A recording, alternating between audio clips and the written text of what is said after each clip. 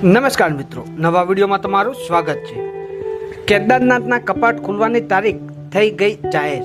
મહાશિવરાત્રિના અવસરે એલાન, ભક્તોની આતુરતાનો અંત।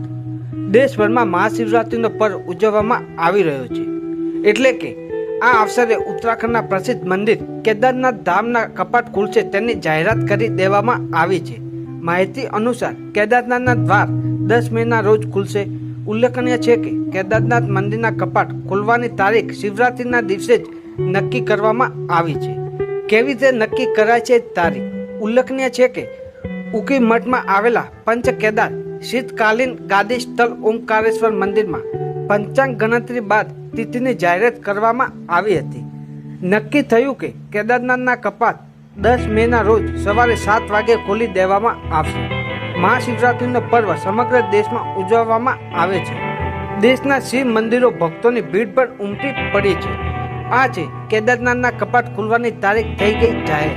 આવા વિડીયો જોતા રહો અમારી સોગો ડિજિટલ ચેનલ પર। લાઈક, સબસ્ક્રાઈબ કરો અને જોતા રહો।